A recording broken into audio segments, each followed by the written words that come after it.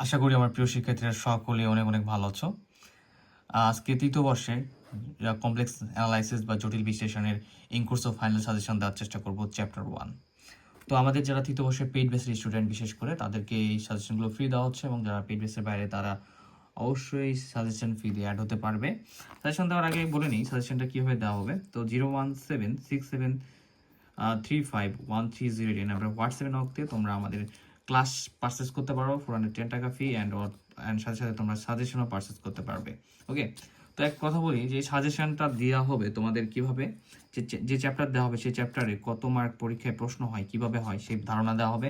দ্বিতীয়ত যে তুমি কোন প্রশ্নগুলো 100% কমন আসার মতো সেটা ভিডিওতে দেখাই দেওয়া হবে, তুমি দেখাই নিবা, পাশে নন ইম্পর্টেন্ট প্রশ্নগুলো দেখাই দেওয়া হবে। তৃতীয়ত তোমার কাজ হচ্ছে যারা পেইড ব্যাচের বা পেইড এই প্রশ্নগুলো খুব সুন্দরভাবে শেষ করা, নোট করা, এবং আমাদের নিজস্ব যে গ্রুপ রয়েছে অ্যাসাইনমেন্ট জমা দেওয়ার, সেখানে অ্যাসাইনমেন্ট জমা দিয়ে ফেলবে, এবং পরবর্তীতে এই চ্যাপ্টার উপরে সুন্দর একটা এক্সাম দেওয়া হবে। তাহলে তোমার একটা বেটার প্রিপারেশন হবে। ঠিক আছে, তো আমরা দেরি না করে, অ্যান্ড কোনো প্রশ্ন যদি না থাকে যে পেইড ক্লাসে করানো হয় নাই, বুঝতে পারতেছো না, সেগুলো অবশ্যই আমাকে জানাবে, সাথে সাথে আমি সলভ দেওয়ার ট্রাই করবো। জটিল বিশ্লেষণ বা কমপ্লেক্স অ্যানালাইসিস এই চ্যাপ্টারের এই সাবজেক্টে আমরা শুরু করে ফেলি সাজেশন দেওয়া। এই সাবজেক্টে আমাদের মোটামুটি 6টা চ্যাপ্টার রয়েছে। তো যার মধ্যে চ্যাপ্টার 1 এমন একটা চ্যাপ্টার, যে চ্যাপ্টার থেকে তোমার 10 থেকে 15 মার্কের প্রশ্ন প্রতি বছর হয়েই থাকে। খুবই সহজ একটা চ্যাপ্টার। তোমরা যেই কমপ্লেক্স চ্যাপ্টার পড়েছিলে ফান্ডামেন্টাল অফ ম্যাথ ফার্স্ট ইয়ারে, সেই কমপ্লেক্স চ্যাপ্টারের মতোই পুরোটা প্রায়।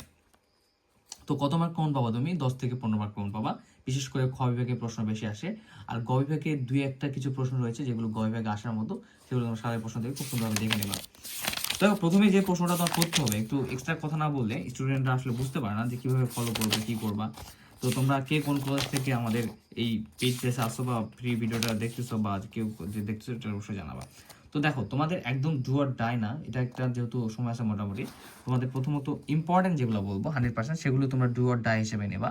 সেগুলো আগে তোমরা চ্যাপ্টার শেষ করে সেই প্রশ্নগুলি আগে বেশি বেশি সলভ রিভিশন দেবে। তো উদাহরণ 4 এক্সাম্পল 4 রয়েছে, এটা তোমরা জাস্ট নন ইম্পর্টেন্ট প্রশ্ন, তোমাদের অবশ্যই এটা দেখতে হবে ভালো ভালো রেজাল্ট করতে গেলে। ঠিক আছে, এক্সাম্পল 5 নন ইম্পর্টেন্ট প্রশ্ন, বাট তোমার এটা কি করতে হবে, ঠিক আছে, যাদের সময় থাকবে অবশ্যই করবে।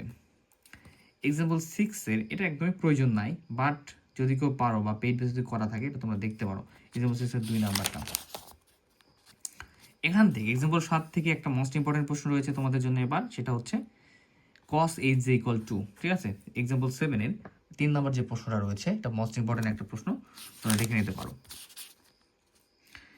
এক্সাম্পল 8 থেকে তোমাদের এখানে যেটা রয়েছে যে 7 নম্বর প্রশ্ন। আমার মনে হয় এই চ্যাপ্টারের পেইড বেসে কিছু কিছু এক্সাম্পল করা নেই, তোমরা একটু কাইন্ডলি আমাকে জানাবা সাজেশন ভিডিওটা দেখার পরে কোনো এক্সাম্পলগুলো নেই, সেগুলো আমি করাই দেবো।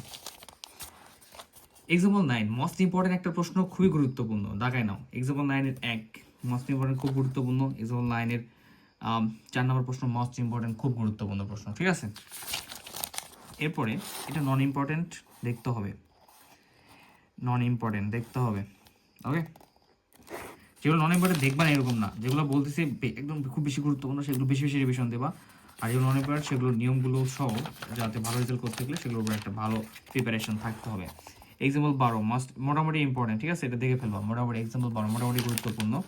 এক্সাম্পল 11 দেখতে হবে, নন ইম্পর্টেন্ট, বাট অবশ্যই ফার্স্ট টাইম হলে অবশ্যই করবে, এবং যদি এক্সামের আগে হয় তো এই প্রশ্নগুলো কম রিভিশন দেওয়ার ট্রাই করবা, যেগুলো বেশি গুরুত্বপূর্ণ সেগুলো বেশি রিভিশন দেবা।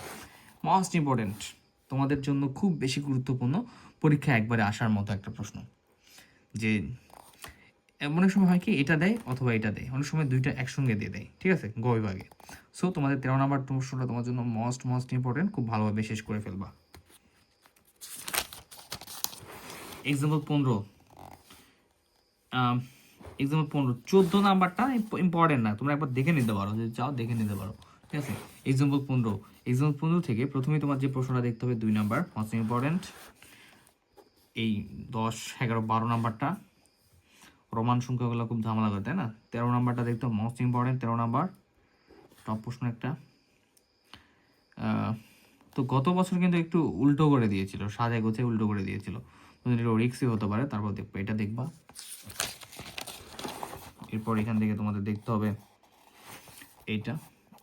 ঠিক আছে, এই প্রশ্নগুলো খুব ভালোভাবে মনোযোগ সহকারে দেখতে হবে। এরপরে তোমাদের জন্য যে প্রশ্নগুলা দেখতে হওয়ার প্রয়োজন মনে করি সেটা হচ্ছে তোমাদের এক্সাম্পল ইংলিশ দেখতে হবে। এক্সাম্পল ইংলিশটা ভালোভাবে দেখে ফেলবা, সহজ রয়েছে। এরপর আর দেখতে হচ্ছে না, এই চ্যাপ্টার থেকে প্রশ্ন দেখতে হচ্ছে না। কয় ভাগ কোনটা দেখতে পারো সেটা একটু তোমাদের আইডিয়া দিয়ে রাখি। 1 নাম্বার দেখবা, 4 নাম্বার দেখবা, এবং তোমাদের এই আমাদের সিস্টেমগুলো কেমন লাগে যে প্রিপারেশনের নেওয়ার জন্য। আমি এটার উপরে একটা প্রশ্ন তৈরি করে তোমাদের লিঙ্কে কিন্তু অ্যাড করে দিয়ে ফেলবো ইনশাল্লাহ। এটা করতে হবে। 8 নাম্বারটা মোস্ট ইম্পর্টেন্ট।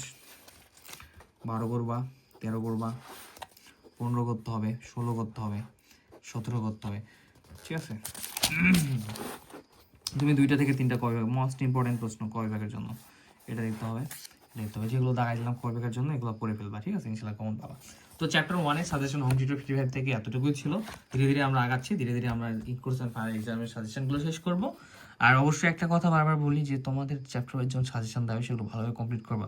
কোনো সমস্যা হলে জানাবা, ক্লাস নাই এরকম থাকলে আমি সেগুলো যুক্ত করে দেবো ইনশাল্লাহ। তো আজকে এই পর্যন্তই, সকলকে ধন্যবাদ। নেক্সট ক্লাসে বা নেক্সট সাজেশন পর্বে আবারও দেখা হবে।